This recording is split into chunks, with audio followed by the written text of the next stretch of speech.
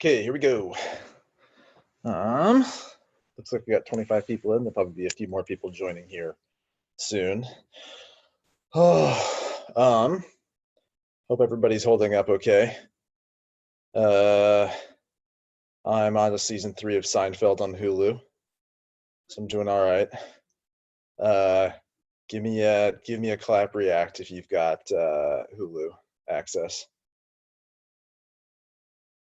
Oof. Y'all, Hulu is taking over Netflix. They have the best TV.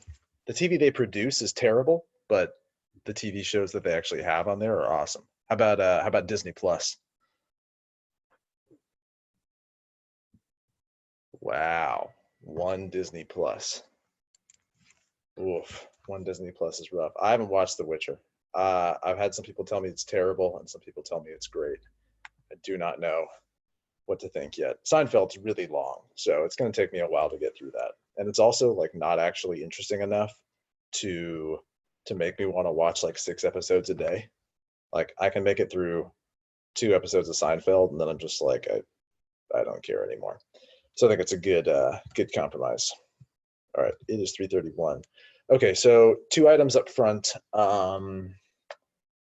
Let's see. Okay, so first of all, I just added 2 more office hours.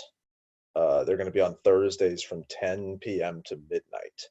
And I did this so that primarily so that any students who are living in Asia right now are able to access some office hours late morning. You're also welcome if you're living in the U.S. or somewhere where you can make those. You're also welcome to attend those. I haven't gotten any emails from anyone indicating that they're unsatisfied with how much they're able to like ask questions. But I did it in interest of fairness. So if nobody shows up to them, I'll probably just cancel them. But those are there.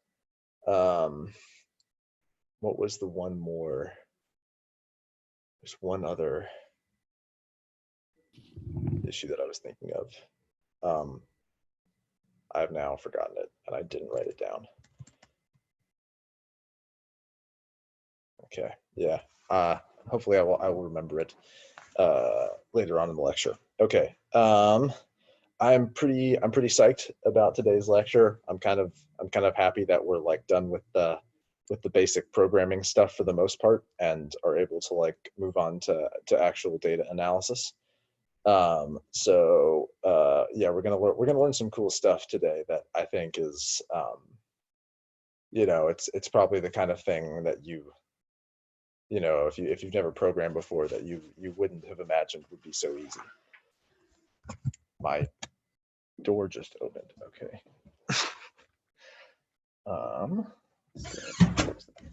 Okay. Sorry. Okay, here we go. Oh, let's see. Yeah. So today we're also going to have some lecture slides, which will be a little bit of a change of pace. But I think once we're getting into like difficult things that are kind of complex conceptually, you need something to refer to, and having something in addition to the demonstration is important. Okay. Right. Okay, so the first thing that we're going to do is there's one more programming concept that we didn't go over yet that is important, and it is the concept of apply.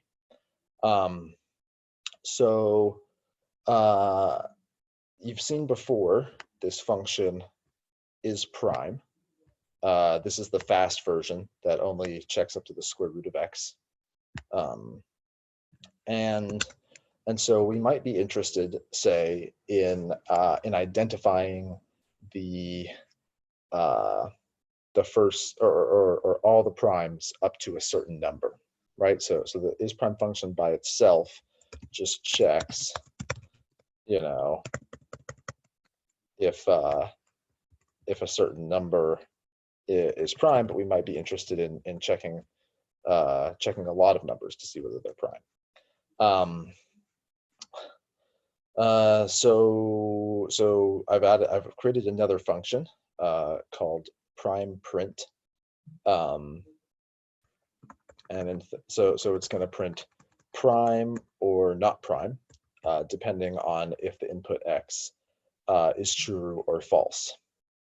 So what I can do here is I can do prime print of is prime of 101, and it should tell me prime. 102, it should say not prime. If you haven't, now I've used this function if else in a couple of the solutions that I've posted, but you may not have used it in your homework. So if else, now that you've seen if statements and else statements, is just a short, quick way of combining them into one function, right? So if else takes in 3 arguments. The first thing has to be a logical. So it might be something like, right, it has to return true or false. And then if it's true, it outputs the first thing. And if it's false, it outputs the second, or sorry, if it's true, it outputs the second argument. And if it's false, it outputs the third argument. I'm going to modify this one very briefly. Let's see. Yeah, this will be fine. Okay. And the last thing that you might not have seen before is what I didn't do here is I didn't use the classic way of writing functions that you've seen in the past, right? Oops. Before, I've written functions this way. So this is still allowed. This will still work. So if I define prime print this way, it's going to work. But it turns out that you can simplify things a little bit. You can remove the return statement, and R will just return the last object in the function. So in this case, it'll just return whatever object is output by this function. And then if it's a really small function and you don't need to use multiple lines, you can even just get rid of the braces. So now, right now, this function is still properly defined.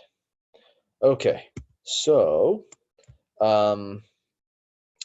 so how would I check to find the primes in the first 100 numbers? Let's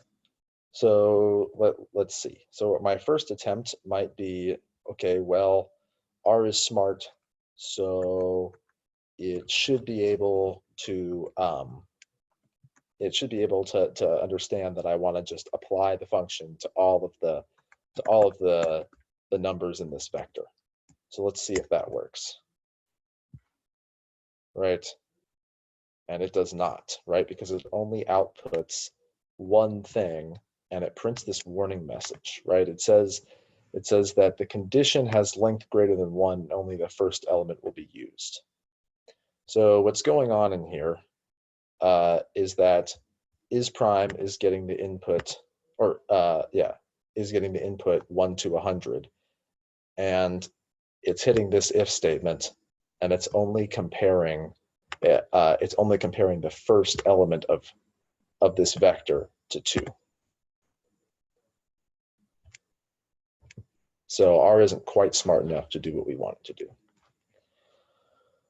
Okay, so how do we get around that?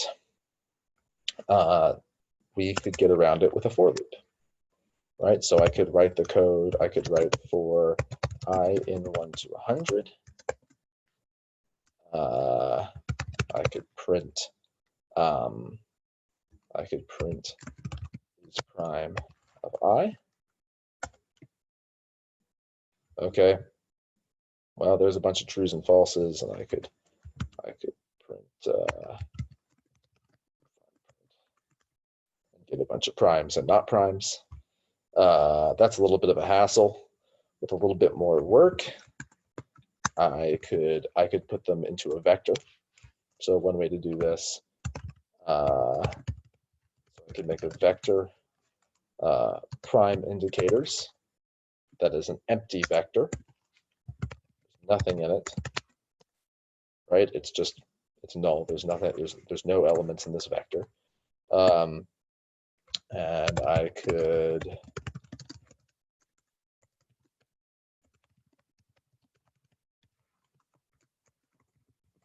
use this code now. So at every step of this for loop, I'm going to compute prime print of is prime of I, and then I'm going to concatenate it. I'm going to add it on to the end of the vector prime indicators.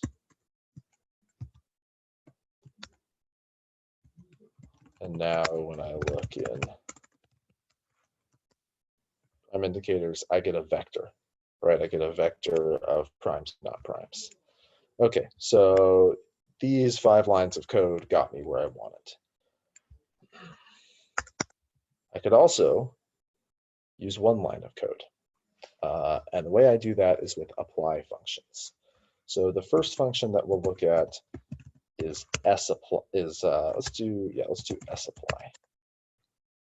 So the help page is going to come up. The way these functions work is they take in a vector or a list and a function, and they apply that function to every element in the vector or list, right? So here it tells us x is a vector and fun is the function to be applied to each element of x. So how do I do that here? Apply. Okay, well, the vector I want to apply the function to is the vector running from 1 to 100. And the function that I want to apply is, let's just start out with is prime. Boom. Super easy. 1 short line of code, and I've applied that function to the first 100 integers. Now, what if I want to do prime print of is prime? Will this work? Turns out not. Very weird error. An error that is complicated enough that it's not worth getting into, but it does not work. The problem is that R knows that is prime is a function, but it doesn't know that prime print of is prime is a function, right? It is expecting is prime to be some variable that can be passed into prime print that will return an object, and that is not what happens here. So the way that we make this work is we define a function inside this sapply. Function of x prime print is prime of x.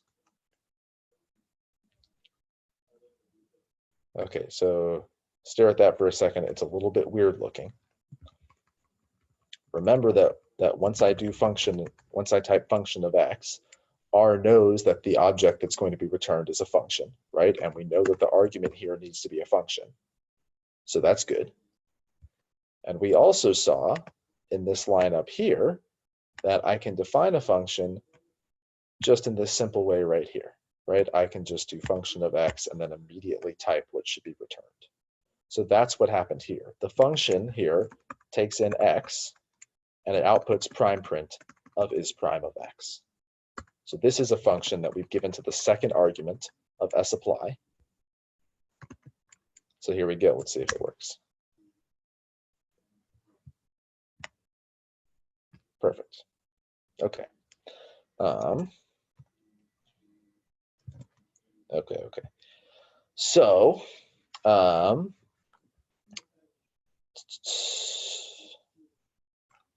so there are other types of applies. You can use lapply. I don't use lapply very often, but what it does is it returns a list. So instead of a vector, we're going to get a list, right? And you can recognize the familiar signs of a list, which include these double bracket indices. Okay. So So good enough. Now, the most interesting apply is just straight up apply. So this is how we're going to use it.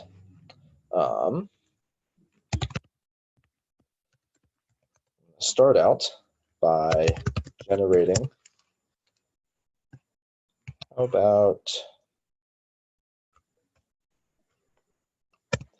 10 million random variables. And I'm going to put them in a matrix with, how about,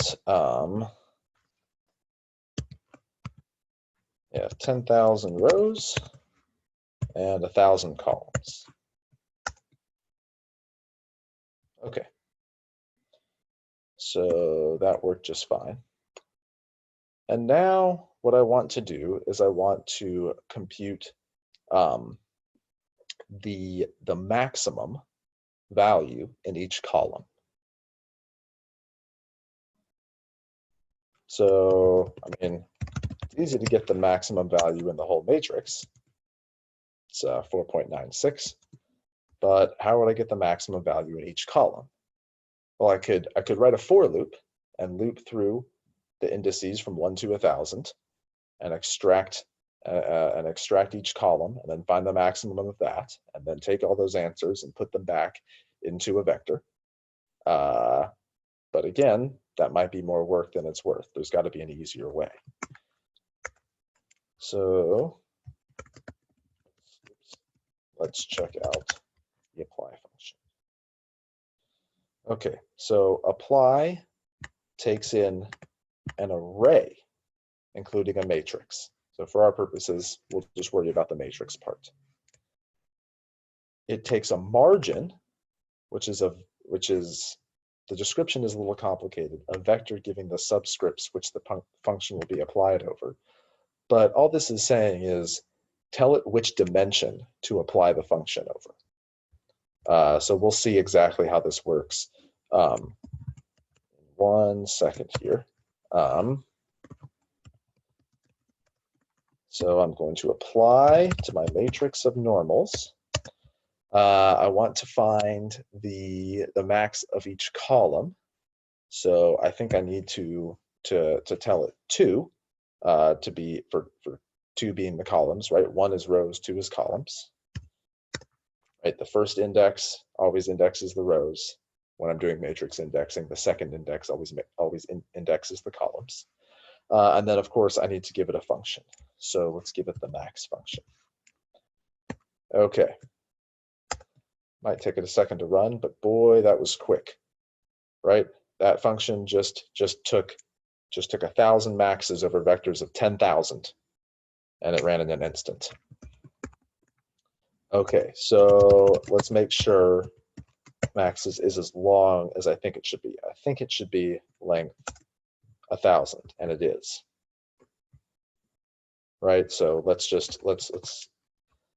you'll get used to this as you use this function more often. I remember I still sometimes have to Google the function to make sure I remember, is 1 rows or is 1 columns? You know, what's the dimension of the input and the output? So it's something that it just requires practice. Okay, so right, the dimension, let's put this up here.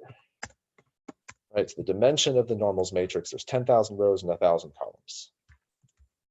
The apply function, because I gave it 2 for the margin, it applied over the columns, right? So that means it looked in all 10,000 rows of the first column, found the max. All 10,000 rows of the second column, found the max. And it did that for all 1,000 columns. And then it put those maximums into a vector of length 1,000. Okay. First active lecture chat question of the day. So get your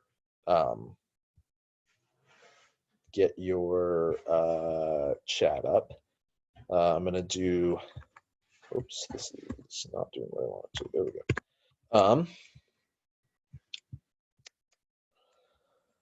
I'm also going to do the same thing and get the means. So I'm going to get the means over the 10,000, over each of the 1,000 columns. Now, what I want you to tell me is, let me find the text that I was going to paste here. Okay. Okay. So remember what I have done here is that I have generated 10 million independent standard normals. So when I generated this vector maxes, what I did was resampled the maximum of 10,000 normals 1,000 times, right? I just repeated the process, generating this, the computations that led to this vector maxes are equivalent to generating 10,000 normals, finding the max, and then just redoing the random numbers every time. So I have generated 10,000 maximums from the normal distribution.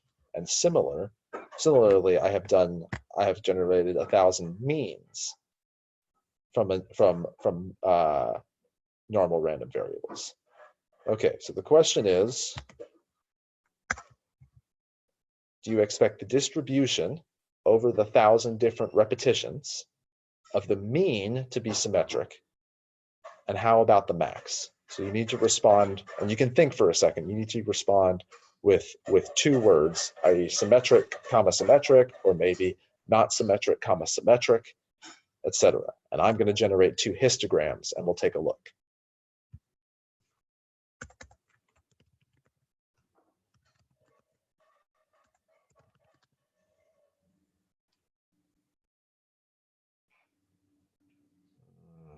All right. Getting different answers. This is a good sign. Okay. I've been looking for questions that people will answer differently. What are we seeing here? Okay, so I'm seeing some symmetric, asymmetric. I'm seeing some symmetric, symmetric. Occasional not symmetric, not symmetric. Okay, I'm gonna real quick go back to Zoom here. Does anyone want to raise a hand? Anyone who answered symmetric, asymmetric, want to raise a hand and answer? Oh, also, yeah, sorry, I'm gonna end this in 3, 2, 1. Okay. So yeah, anyone who answered symmetric, asymmetric, want to raise a hand and explain to me why they think that is.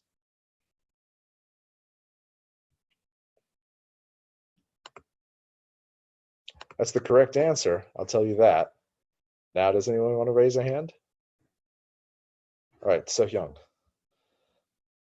I said they're both symmetric because the apply function is taking the same arguments. Like it's both taking normals and it's both taking 2 and both taking max. So even if you change the name of it, it should just yield the same thing. Is my understanding. Oh, I totally screwed up. I totally screwed up. Okay, in that case, never mind. Okay, let me, gosh dang it. So, wait, let me share screen so I can show what I screwed up. Okay, so what I messed up was I had left max here. I'm changing it to mean. So I want to apply the mean function to all 1,000 columns now. Okay, so I'll still give you credit for your responses to the earlier question, but if you want to change your answer, well, I just told you what the correct answer is. Okay, so I screwed this up. Happens. Okay, so now that we've seen this, and now that you know that the correct answer is that means will be symmetric and maxes will not be symmetric, does anyone want to try and explain why they think that is? Or even a part, like why do you think means will be symmetric, or why do you think maxes will be asymmetric? Okay, Shay.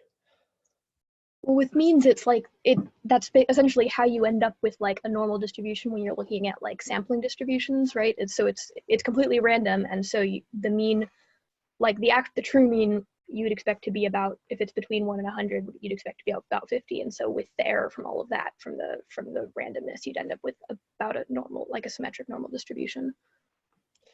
True. Okay, so that's, I think that's a good intuitive explanation. To make it more precise,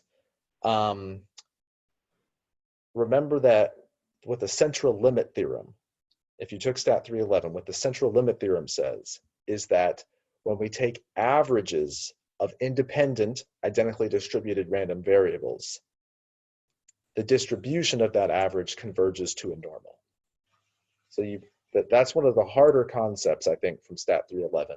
And I worked in the stat tutoring center here for 3 years, and it's one of the most common questions I get. So averages tend to be normal. Averages of independent random variables tend to be normal, and normal distributions are symmetric. So what that means is if I take an average and I repeat that operation 1,000 times to get a distribution with a histogram, and what I should see is a symmetric. No, see, I forgot to run the function correctly. There we go. Okay. Okay, so maxes, I apply the max function, means, I'm not sharing Could screen. you share? Damn it. Okay. Here we go. Go away. Okay, so maxes, I apply the max function to the columns. Means, I apply the means function to the columns. Histogram of the means, there it is. Very symmetric, right? And symmetric roughly about 0. Okay. Maxes, turns out not. Right, so we have no central limit theorem telling us what happens when I look at the maximum of random variables. And so when I plot the histogram of these maximums, I get something that is very much not symmetric. So you see that it has a right skew. So it's telling us that in most of the samples, the maximum is in this 3.5 to 4 range. But there are a few samples where the maximum gets to be truly huge, right? There are rare times when I sample a standard normal random variable that I get something 4.5 to 5 standard deviations above the mean, right? And so that becomes the maximum. However, you'll see that there's very few maxes between 3 and 3.5. And that's because when I take 10,000 samples from a normal distribution, the biggest one of those is pretty likely to be above 3.5. Anyway, so I'm not gonna try and explain this too much more because the math required is pretty hard. But the interesting fact here is that I didn't have to do math, right? Like if you get a statistics PhD and you take like really advanced stats classes, you can learn to do math and derive what this distribution will look like. But we don't need any of that fancy math because we have R. And so we can figure out what happens in practice just by generating random samples and applying this function and plotting. Okay. Let's see, that is what I wanted. Okay, so I think that's what I wanted to get out of, yeah, good. That's what I wanted to get out of applies. Okay, got to keep going because we don't have loads of time. Okay, so the next thing that we're going to learn about is using outside packages. The best thing about R is that anytime anyone writes a statistics paper and comes up with a new interesting method, they write an R package for it. And so if you want to fit some fancy model, epidemiological model, or if you want to do machine learning or deep learning and fit a neural network, a big fancy neural network, you can do it in R using someone's package. So the package that we're going to be using today is called dplyr. and it's not worth getting into why it's called that.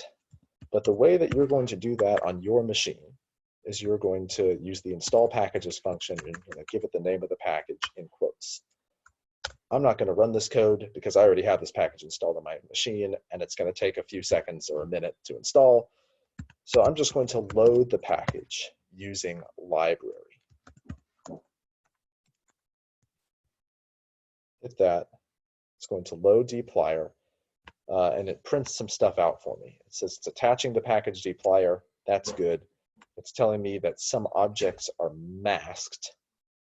And what masked means is that in the base stats package, there's functions filter and lag. And dplyr also has functions filter and lag. And now the dplyr ones are in charge. So if I use the filter function, now that I've loaded the package dplyr, I use dplyr's filter function and not whatever this other filter function is. So same thing applies here. Not a big deal, just keep it in mind, like 5 years from now when you're doing cool statistic stuff, because it's not usually a huge problem. Okay, let's see here. I had an email question for this. Oh, yes, right. So for people watching the recorded lecture, here's your first email question.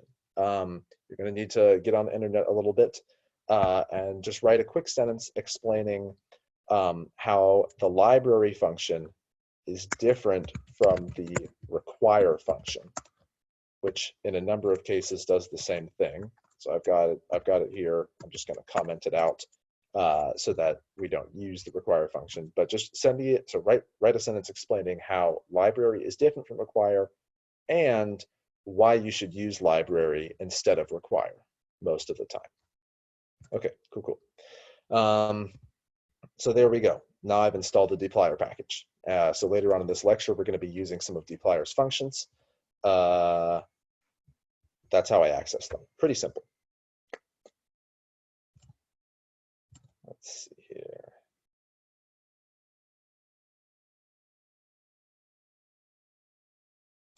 Right. Okay.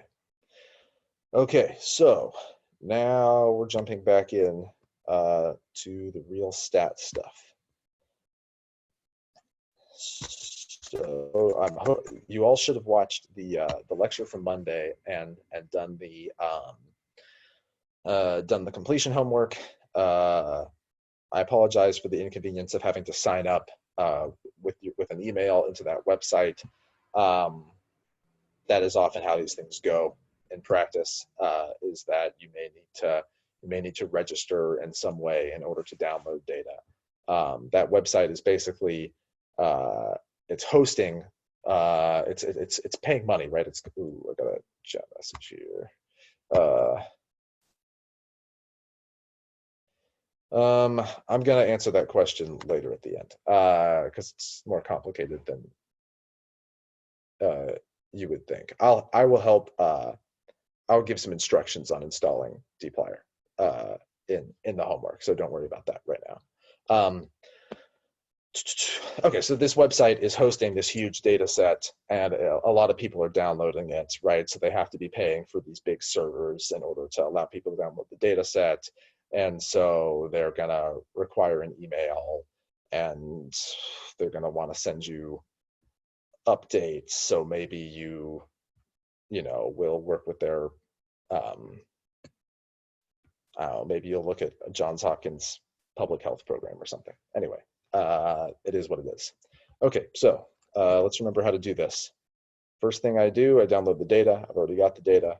Second thing, if your computer says, I don't know what this folder doesn't exist, it's because you forgot to set your working directory. Here, I'll do it the old-fashioned way. Go to session, set working directory, choose directory. I can also just hit Control-Shift-H.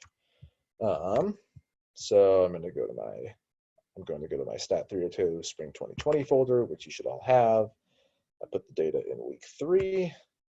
There we go. Now I'm going to read the CSV file that I saved there into the variable COVID.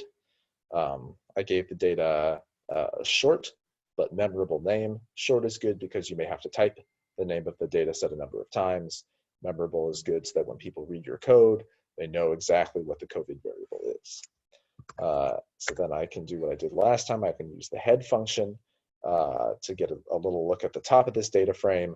Remember, I don't want to try and print out the entire data frame, because if I do, it's going to try and print out 600,000 rows, which we do not want to deal with.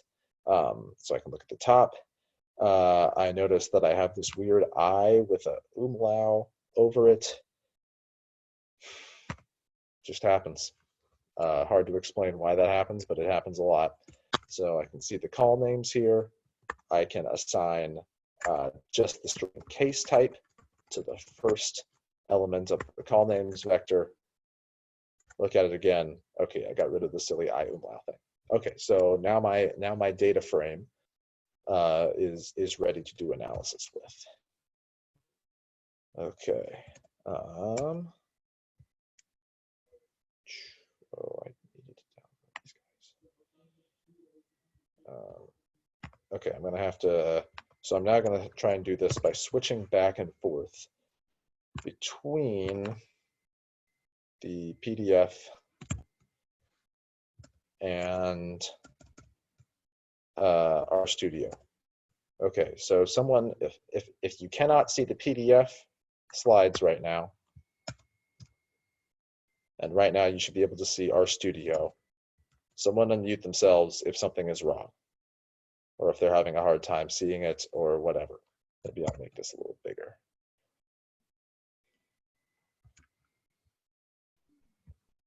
Okay, I have not heard an interruption, so it sounds like we're cool. Okay, so data wrangling. Okay, so in R, we're going to be using this real COVID table with like 600,000 rows. That's like the real data of what's going on. It looks like right you're not now. sharing your screen, by the way. That is what I needed. Perfect.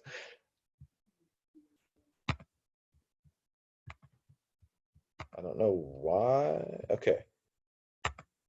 Yeah, I'm not gonna see the. I'd rather you just don't chat if I'm like not sharing screen or something. Just unmute yourself and say something. I have no problem with interruptions like that. So thank you to whoever did that. Okay, so now you can see the slides. You can see RStudio. You're interrupting me if I have somehow still missed something. Okay. Okay, so in the slides, we're going to be looking at this very simple example data frame. Okay, so if this is my data frame, then I run the dim function on it, and I forgot to change that. This is a problem. It does not return 7.5, it returns 6.5. Let me fix that before I put these slides, because I don't want people to be confused. Okay, I deleted a row, it's a long story. Okay, so the dimensions, you know what, screw it, I'm just gonna re-download the whole thing, because I do not want people to get confused. Sorry if this nightmare of screen switching is confusing to you. Okay, here we go, returns 6.5, right? There's 6 rows, and there are 5 columns. Okay, call names returns country, region, date, type, and count. Okay, so the first operation, which we saw a little bit yesterday, is called filtering. And so filtering is about selecting a subset of the rows of the data frame. And so often we're going to want to select a subset of the rows based on some condition. So in this data frame under type, we have, just like in the real data that's in RStudio right now, we have confirmed cases and we have deaths. And so if we're only interested in looking at confirmed cases, then we are going to want to filter type to be confirmed. So one way to do this is with, I can't highlight. Why can't I highlight anything? Damn. There we go. Is with this basic R code that you have seen before. So I take the data frame COVID. I say that COVID type needs to be equal to the string conf, and then that's going to return a vector of logicals. And then remember that we can use that vector of logicals to index the rows. Put my comma, and then I don't put anything for the columns because I want to keep all the columns. Okay, let's do that. So let's do that here.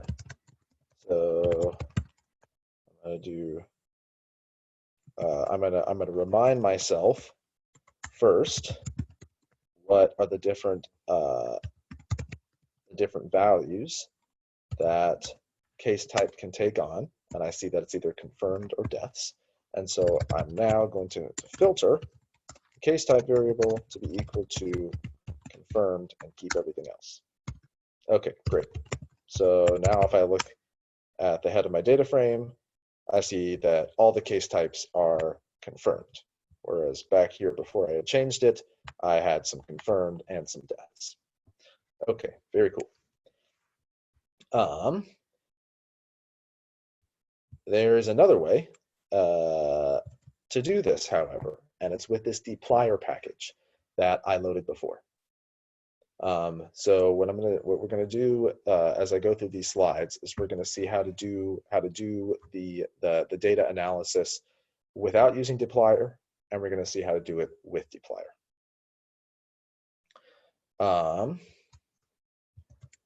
Okay, so if I give myself the same old data frame COVID, right? So I'm back to the original data with deaths and confirmed cases. Let me do this real quick. Sorry. This is going to make things easier as we go through the slides. Don't worry about it right now. Okay. So right now, COVID original is this thing. I'm going to rename this column, right? So I still have the right column names. And then I'm going to use this technique. So we saw that the first line of code works. How about the second line?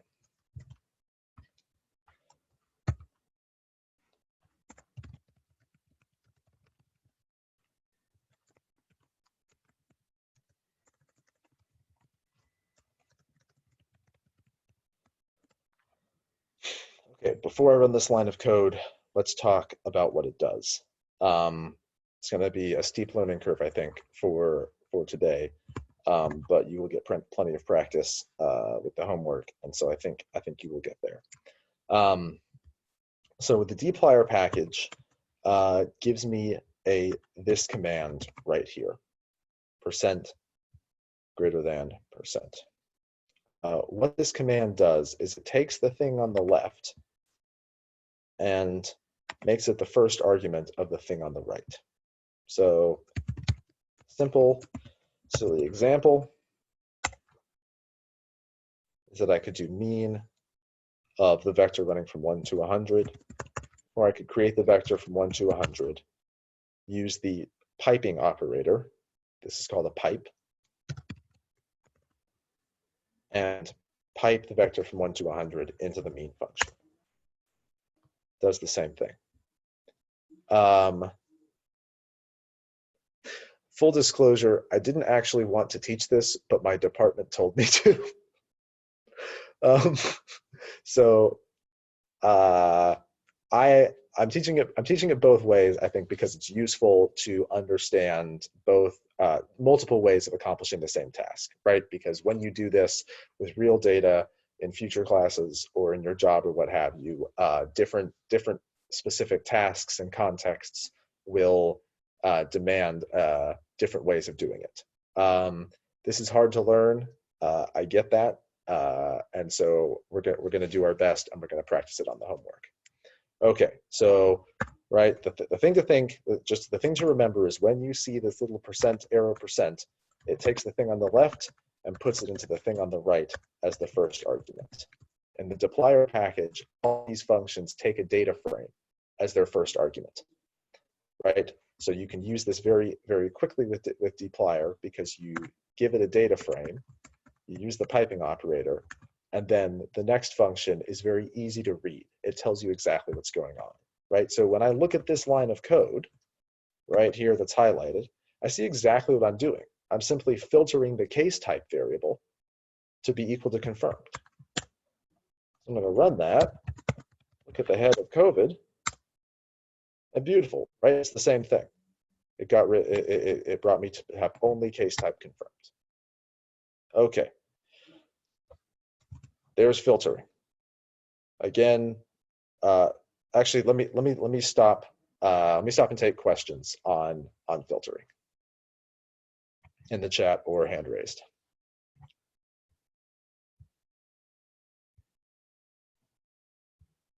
Okay, so Hyung. So what would the COVID filter thing look like without the piping? Piping. Great question. I was actually going to do that and then see. Okay, so without the piping, we just put COVID as the first argument.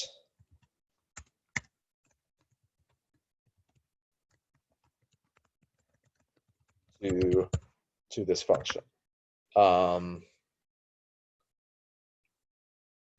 So let's see, here, let me do this real quick. Okay, so remember I have this COVID original. This is why I did this earlier. Now I can just get COVID back to the original data set. So I think this is actually not going to work. And oh, it did work. Oh no. You'll see what I did. It tried to print the whole data frame, and it freaked out.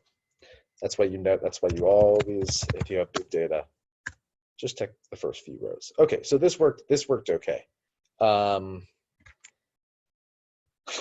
Yeah, but I mean, so you can see the difference, right? It's very simple. I just, instead of using this to put COVID in the first argument of the function, I just put COVID in the first argument of the function, right? But this is easier to read because I can literally just go left to right reading across the line and say, okay, I'm taking COVID and I'm filtering it for case type to be confirmed.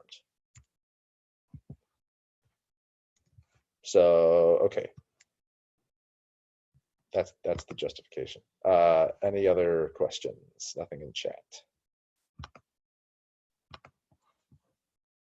The benefit is primarily readability. Now, there's not much benefit yet, but by the end of the lecture, you're gonna see benefits. Also, you say just readability, but code is written to be read, right? When I write code for like a research paper, right? I may need to run the code a number of times to get it right and to make sure everything works. But primarily what's going to happen to that code later is other researchers are going to read that code to try and figure out what on earth I did. So readability is very important. Do I need to store the object on the left-hand side? You don't need to, in the sense that, let's see here. In the sense that you can just run this code, let's see here, right? I can just run this code without storing the object. Can we see your screen? Thank you.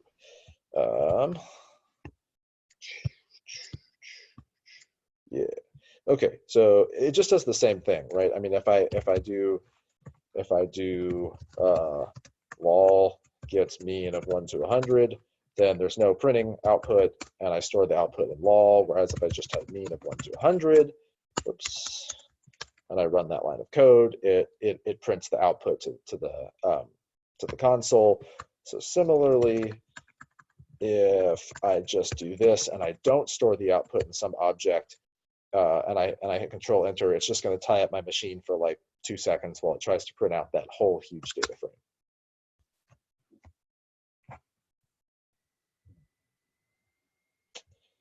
Ooh, it is really freaking. Okay, there we go. Right. So it just printed the output, which was a data frame. And I could also store it. I could it prints the output to the console. I could store it in a different data frame name. It's just that we're going to be doing a lot of this, and so I don't want to rename the data frame every single time that I do a new operation. Okay, let's delete all of that nonsense. Any other questions? We only got 30 minutes, so I'm going to keep rolling here. Okay. So this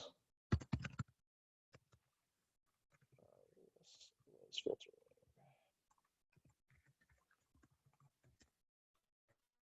Okay. Back to the slides. Okay, so 2 ways of doing filtering, the old school way and the dplyr way. How about selecting, right? What we did with filter is we took out some of the rows. Perhaps now we want to take out some of the columns.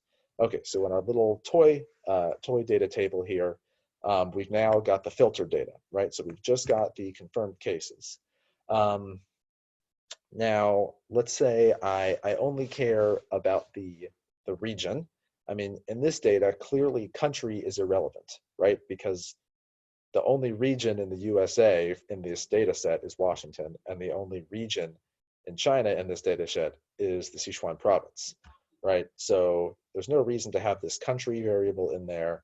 And because I filtered so that type is only now confirmed cases, I don't need that variable anymore to tell me what these counts mean, right? I know that the counts are confirmed cases, so I can get rid of those 2 variables.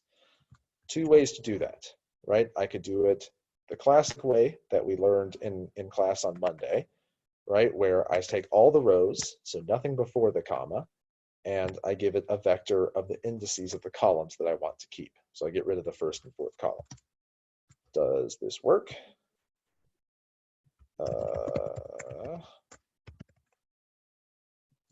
Okay, so I've got the original COVID. Now I'm going to filter it. So I've only got the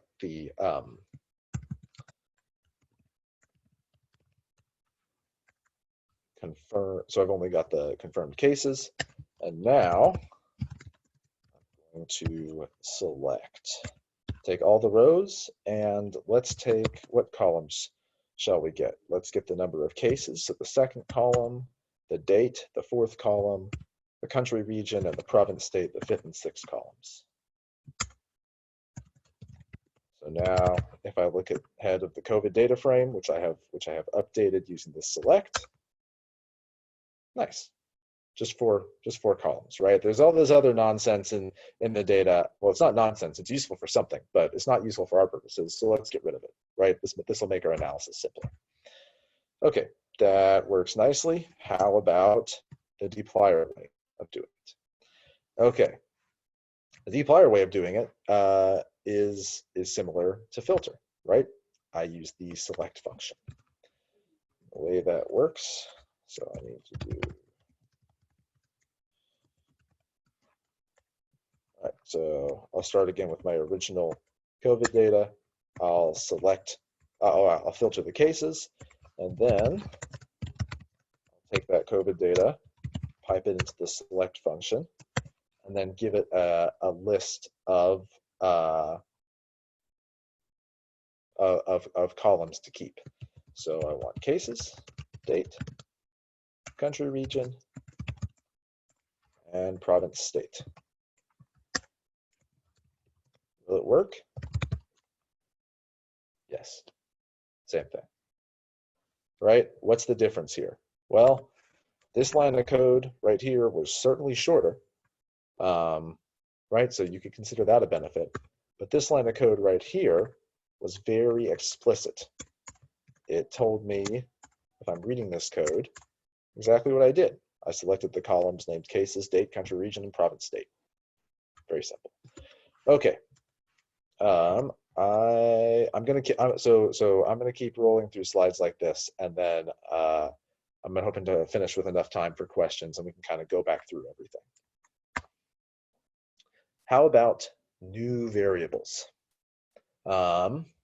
So here's the data, the fake data that I came up with after filtering and selecting. Now let's suppose that I define two new variables, WA pop 10 million and S pop 100 million. These are approximately, right, if I do some heavy rounding, the populations of Washington and the Sichuan province. I think Washington is probably pretty close to 10 million, and I think Sichuan has like 80 million people. So I can add a new variable named pop, right? So I want, for every row, I want to know what the population of that region is. So the old school way of doing it is to define a new variable, right? Remember, the way I access columns, variables in a data frame is with this $sign operator. So I can create a new variable in COVID like this. And what do I put in it? Well, I'll use the if-else function that we saw at the very beginning of lecture today. And the way if this is going to work is I'm going to take in COVID region. So if the region is in Washington, then I'm going to output the Washington population. And if it is in, if it's not, then I know that the region is Sichuan, and I'm going to put in the Sichuan population. So the way I can do this in dplyr is with the mutate function, which I don't think is very well named, but it is what it is. So I pipe the data frame into mutate, and I define the new variable pop with this if else. Okay. So we're now getting to a point where the fake data is pretty different from the real data. So we're going to have to come up with something different to do on the real data. Let us, and also in the real data, there's a lot more than just two countries and regions. So let's make a better date variable. Okay, so a couple quick steps.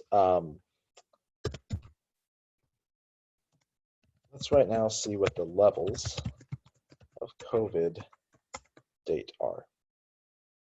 Okay, so the levels are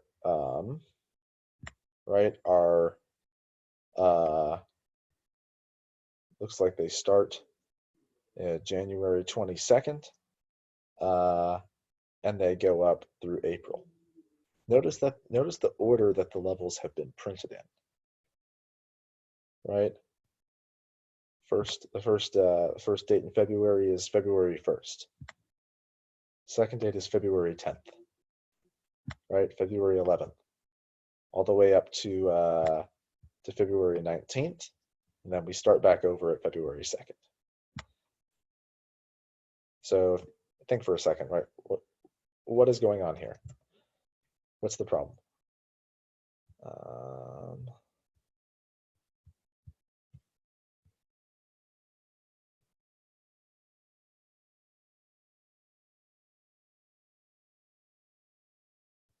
Okay. So the problem here is that so let's sort these and see what happens. It looks like levels is perhaps automatically sorting, but let's just make darn sure. Okay, so we've sorted them now, and we still have the same problem, right? We jump from February 2nd to February 20th, and that's because R is thinking of these dates as strings and not as dates, right? So it's not sorting.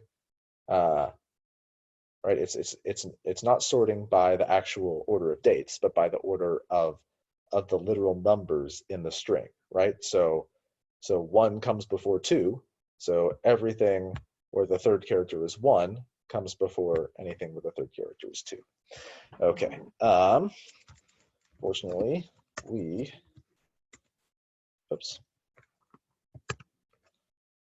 can fix this with dates, right? So R has built-in functions to turn things into dates. Okay, but this is not necessarily going to be easy because I'm going to have to tell it exactly how the date format works. So again, bear with me for a second.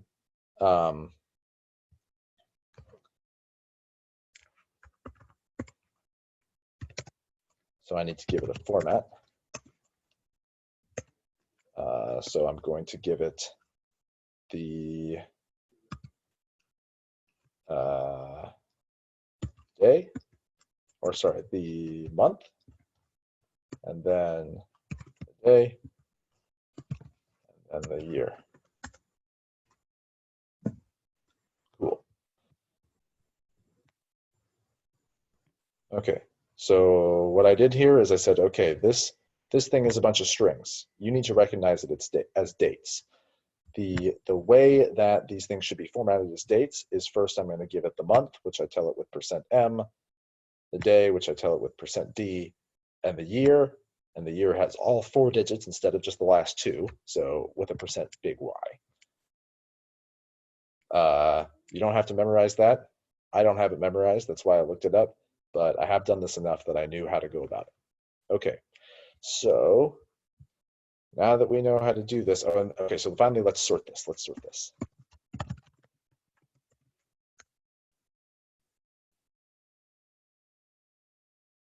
Forget the warning message, it's fine. I don't know why it got mad at me about that, but so now we can see that things are in the right order, right? That was the goal here, right? February 2nd or February 1st is followed by February 2nd is followed by February 3rd, etc. Okay, so let's make a new date column. Okay, so what is COVID looking like right now? We've done our filter, we've done our select. Now let's use mutate to give ourselves a real date. Yeah, unfortunately, it's pretty hard to have a real date right now because no one's really allowed to leave the house, but we'll get there eventually. Okay, real date is going to be as.date. So we'll apply that function to date, and then I'll give it the format that I used before.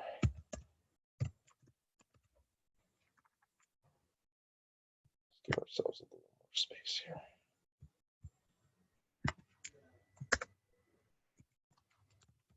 Okay. Now it's going to look like. Great, I added a variable real date, which is an actual date type, so it's going to be useful. And then why not? Yeah, this is fine. Okay. So we've computed a new variable.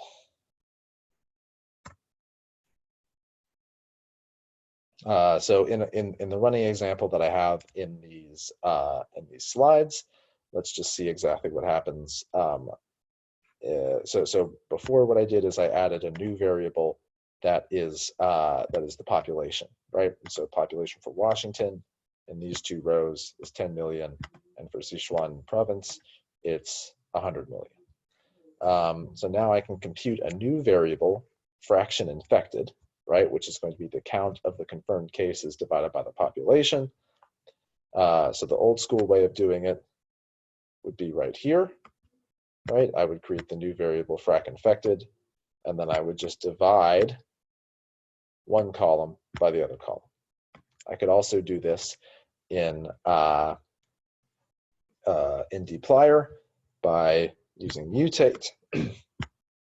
defining the new variable frac infected and just saying it's count divided by pop. Okay. Okay, so the next thing I might like to do is so I've kind of got myself down. So I've been working my way towards an analysis. What do I actually want to analyze? Well, maybe here I would like to understand I would like to know what the maximum fraction infected, right, over any given date was. Okay, so I could find and I'm doing this maximum over all the different regions in my data set. So the easy way to do this without dplyr is to just do max of the COVID count column, right? That's pretty easy. How to do it with dplyr? Well, I'd have to use this function summarize. So I use summarize and I compute max cases is equal to the maximum of the count variable. A lot of extra work, right? Seems like in this case, clearly just using the old school max of COVID $count is going to be preferable. Let's see, how does this look with our COVID data? So here I mutated variable. So I'll summarize. Let's see here. So I can do max COVID cases, 166,831, or I can do COVID summarize. Turns out you can use a Z or an E, or sorry, a Z or an S. So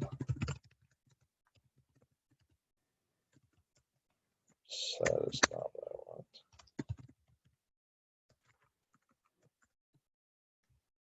Okay, did a similar thing, right? Still computed. This time it gave me a data frame, right? So dplyr insists on returning data frames. So even if I'm just getting one number, it's still in a data frame where the variable name is max count and there's one row. Okay, last thing. Now this is perhaps not an interesting statistic to look at, right? What I probably am more likely to want to do is figure out within each region what the maximum case count was across different dates, right? So think for a second to yourself how you might do this without dplyr, right? I want to look over all the Washington dates and look at the counts and find the maximum, and I want to look over all the dates for Sichuan and look at the counts and then find the maximum. I mean, it's easy in this particular example because there's only 3 rows of this data frame, right? But you know that in our coronavirus, in our real coronavirus data, right, we know that there are how many different country regions are there? Right, there's 184, right? And each of those 184 country regions has case numbers for lots of different dates, right? How are you going to do this? It turns out that, I mean, you can always do this without using dplyr. If you work at it hard enough, you can do almost anything using just R by itself without any packages. But this is I think, right, the first time that we will see dplyr just being hands down way more useful than what we call base R with no packages. So what we can do is we can use dplyr to tell R to group the data frame by region and then do this summarization. And if we've grouped first, then R will know when we summarize to do the summary by region.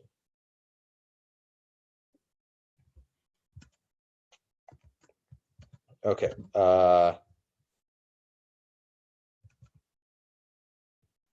I'll change the slides. Ignore this last table. It's not important. Well, you'll see how it works in the code here.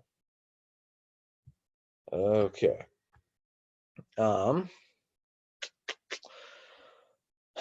So what's going on here in the data that we have, remember, is that some countries are broken down by province state, right?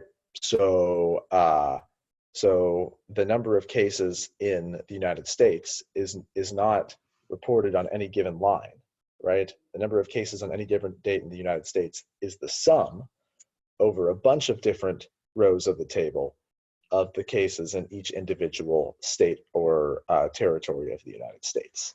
So it's going to be a little bit trickier to get what we want, but we are going to be able to do it. So let's group by, we'll start out with country region, and then summarize.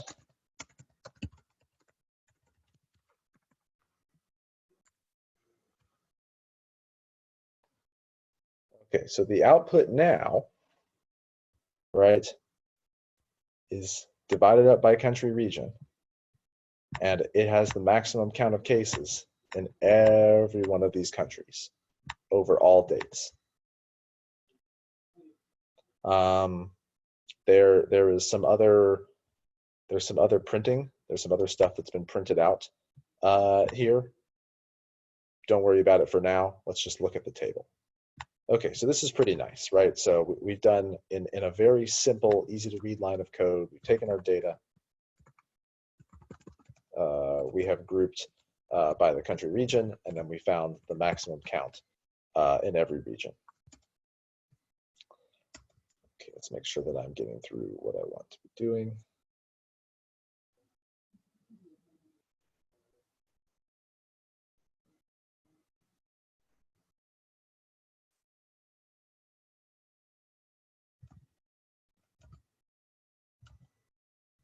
Right. Okay. So let's do one more thing here. Suppose I'm interested in finding the countries with low counts, right? Then what I might want to do is I might want to order the rows of this table instead of by the name of the country or region, but rather by the maximum count. So the way that I can do this is with the arrange function. I'll arrange in terms of the max count variable. And there we go. Yemen's maximum number of confirmed cases was 1, Pune getting it in Timor-Leste 2, etc. Okay, email question number 2 for those of you that are watching the recording. So change just what's highlighted right now. Just change this little bit of the line of code, the arrange statement, so that I sort in descending order instead of ascending order, right? I arranged by max count. I got the countries with the fewest cases. What I probably care about is the countries with the most cases. So email me just a little snippet of code where you've modified this so that it's descending instead of ascending order. Okay, let's see here. In the chat, so our second chat question, if I instead, right, so variables are in coronavirus, I've also got province, state. So if instead, okay, sorry, first of all, let's make this look way better, right? This line is running off the editor. It's impossible to read what's going on. Turns out you can do this. I highly recommend that you do this. Now your code's even more readable. I just read on every line exactly what happens as I go through the steps. I take the coronavirus data frame. I group by the country region. I summarize to compute the max count of cases over all the different country regions, and then finally I resort the rows by the max count variable, right? It's unbelievably easy to see this fairly complicated process that I've gone through. What happens if I let's see here. If I do province state instead, what will be the name of the province state with the most cases? So this is a freebie, because in the chat you just get to absolutely guess. You get to guess. And let's look at the levels of the province state variable. There you go.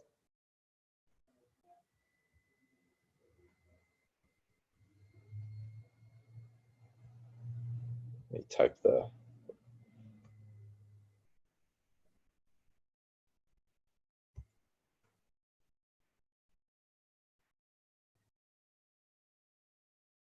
well, I didn't even have to type the question, but people are answering, so this is very good.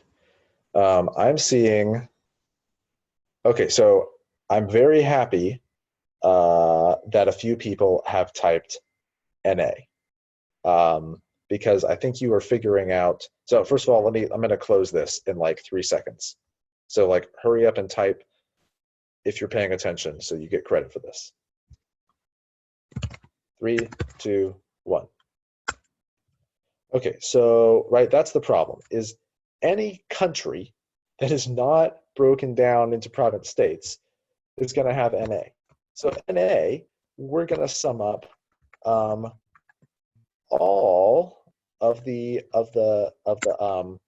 cases in countries without without where we haven't been broken down by state. So so let's do one more, right? We can do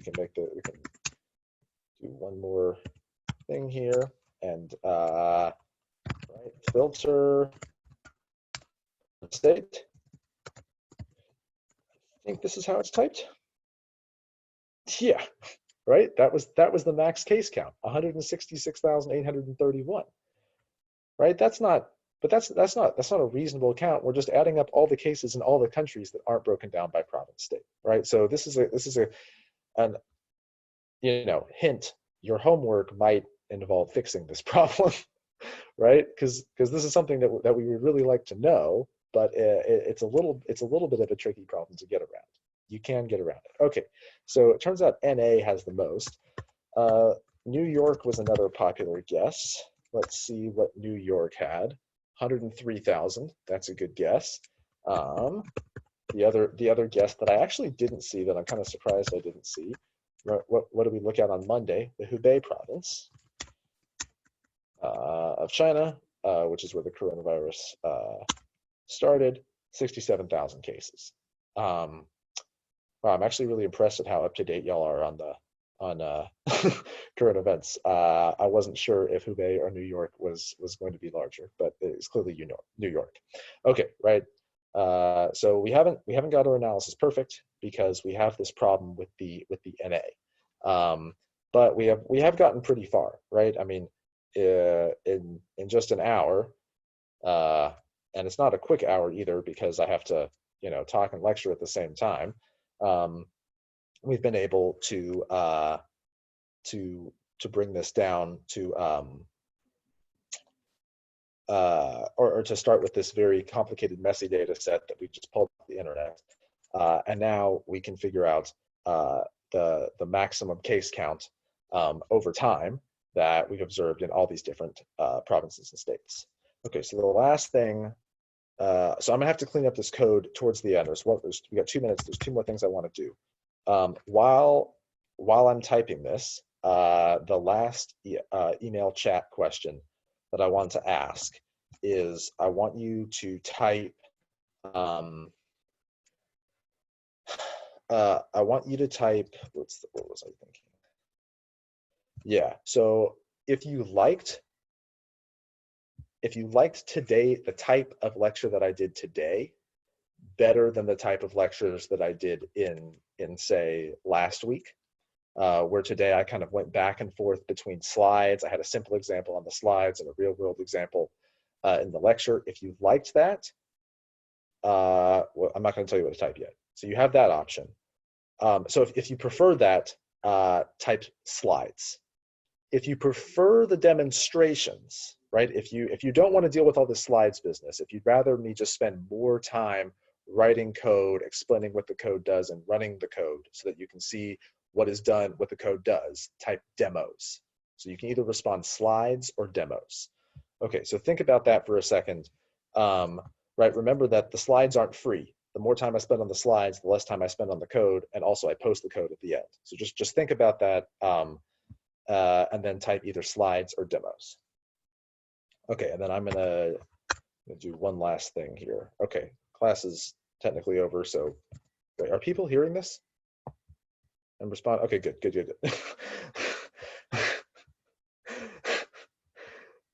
No, I'm glad that you took a second to think about it. I just didn't see anything in the chat. Okay.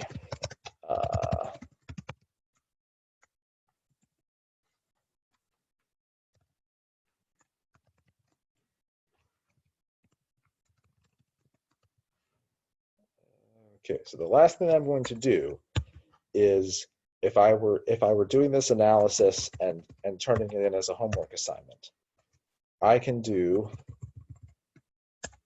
something pretty nice here. Yeah, this.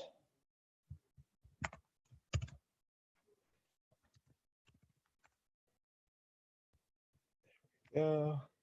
So hopefully you can see what I'm doing, and I understand if people are leaving because they have to. It will not take very much longer for me to do this, about 30 seconds or less.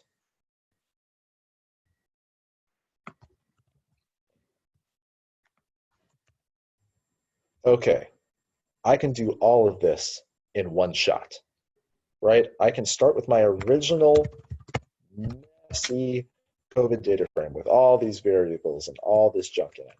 And I can just go one after another, filter to make sure the cases are confirmed, select only the columns that I'm interested in, mutate to get real dates instead of fake dates, group by province state, and summarize max count of cases. I can run this whole, this is one line of code that I've broken up into multiple lines so that you can see, but this is one command.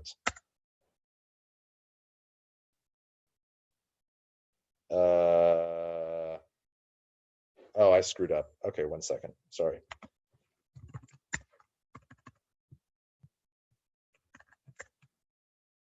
There we go. Right, and I get the output that I wanted. So in one line of code using dplyr, I can apply all these operations, go through the analysis, and get what I want.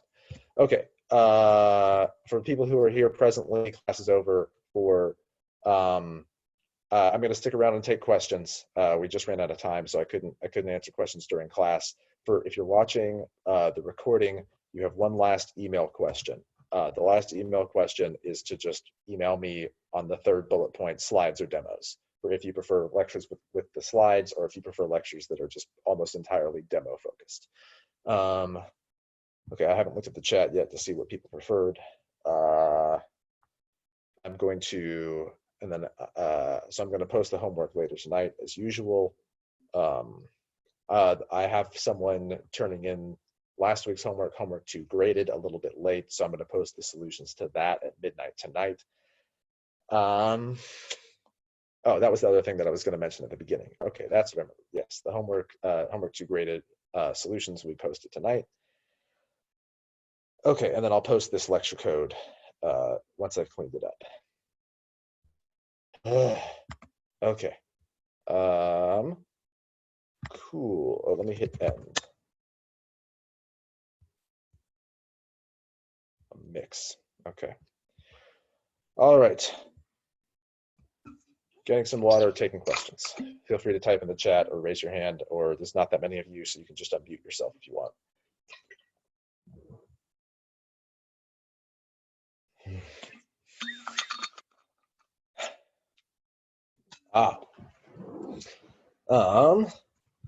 Good for you, Chris, on following along and trying your own stuff in the code.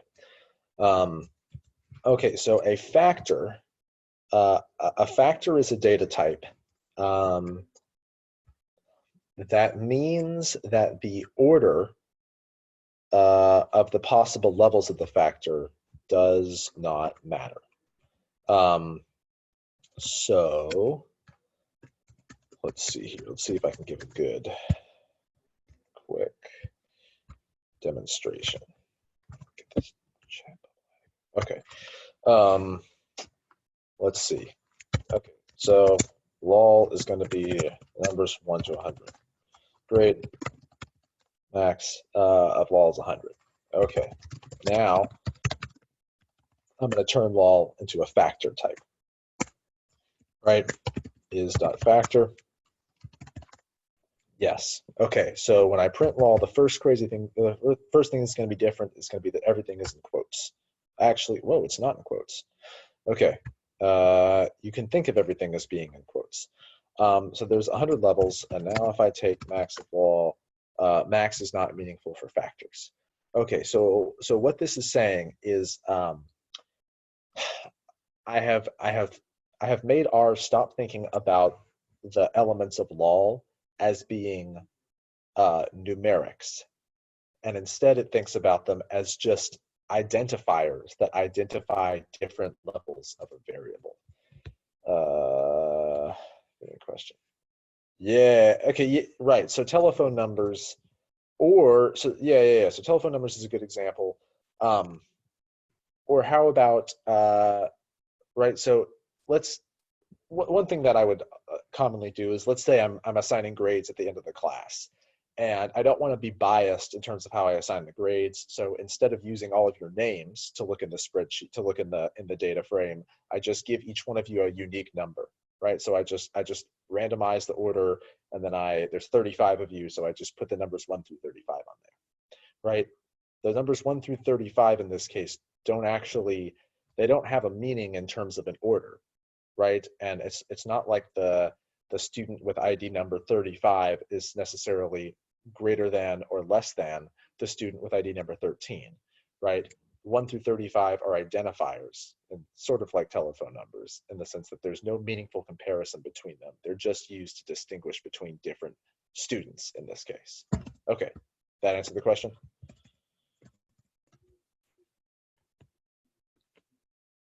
Oh, I think I sort of understand the concept, but I think I wrote max and COVID and $sign type of case, which is the cases. I renamed it to be type of case because of the completion of homework, and I try to get the max of that, but it says it's not meaningful for factors. But I think it should be numerics in the cases, right? Yeah. So it's yeah. So I'm not quite sure. So did you rename the case variable or the case type? Right? I think Right, because you might just be trying to find the maximum of a big vector of strings that are either deaths or confirmed. Oh, okay, I see. Yeah, but that's a good question actually, because Yeah, now yeah. you've learned. Anyway, that was that your problem? Yeah, that's my. Okay, happens. Hey, you learned something interesting about how factors work. Great. Yeah. Anybody else got questions?